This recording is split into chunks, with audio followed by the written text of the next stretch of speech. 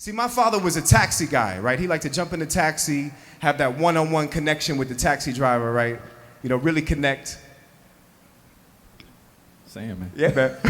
He liked to really connect with that taxi driver, right? Get into the zone, tell stories. He would tell those stories and they would end up in his show, right? But me, I'm more of a subway guy. But every now and then, my dad would have to head down into the subway.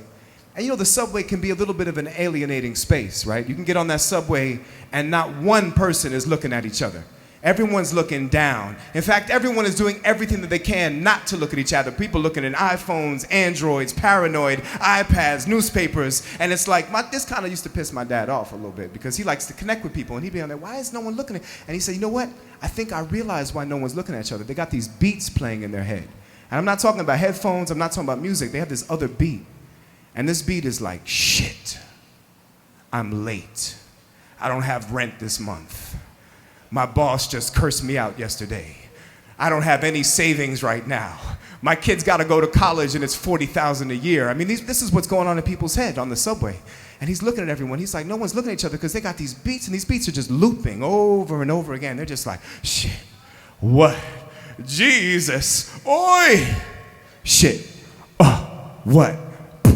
Shit, what? Shit, what? Shit. I mean, I don't have rent this month. I don't know what's going to go out. My job is on my job. I mean, what's happening? I mean, it's like Obama. What's Obama doing? He's like freeing people from prison. I mean, and Trump. Do you believe what Trump just said? I can't believe what that man just said. That man is. And Trump. Do you believe what Trump just said? I can't believe what ISIS crisis. And it can feel like that on the New York subway sometimes. It's all right. It's loud in New York. But sometimes, every now and then, someone will come up on that subway and just interrupt it. It might be some B-boys and some B-girls. It might be some flexers. It might be, and there's one guy who comes on there and does merengue with a puppet. Have you guys seen this one? Yeah, you've seen him? And then there's a cat who goes on. I've seen him in Bushwick. He brings a horse on. He's got a horse and he trots up and down the subway thing. And this is true. I'm not making this up. And there's even there's a magician in the Bronx who comes onto the train station with a full magic set, does a whole magic routine, and at the end even pulls a rabbit out his hat on a moving train. I mean, this is incredible. And there's this one cat, I usually see him around West 4th Street on the D train. He comes on the train looking like something between George Clinton and Africa Bambaataa with rainbow dreadlocks and a spacesuit, playing a saxophone so bad, even worse than that. I mean, even worse than that. He says, if you give me $1, I'll stop playing.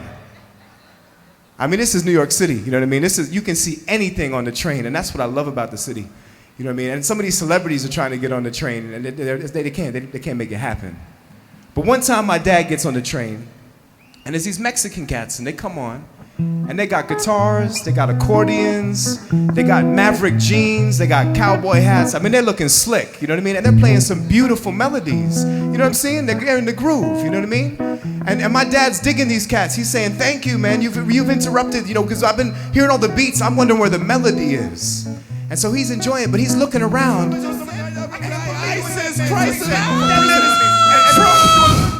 And people are still on those beats, man. They can't hear the music. You know what I mean? So my dad goes over to these cats. He says, thank you for the music. He gives them $1, and he splits off the train.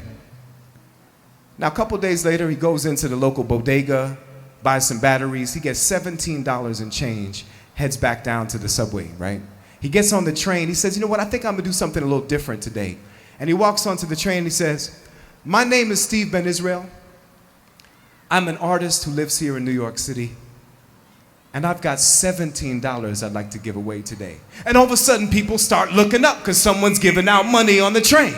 So my dad starts moving the train. Yeah, she puts up her hand. She wants $1. So the little girl says, Mommy, give me $1. There's one guy over here who gets, give me $1. But there's one guy hiding behind the New York Post. And you can hear what's in his head. Weirdo alert. Weirdo alert. Super weirdo alert. So my dad just walks by over him and just drops the $1 and lets it float. And this other guy, he gives another guy $1. And the guy says, you know what? Thank you, man, because no one ever gives me shit. And all of a sudden, people start cracking up.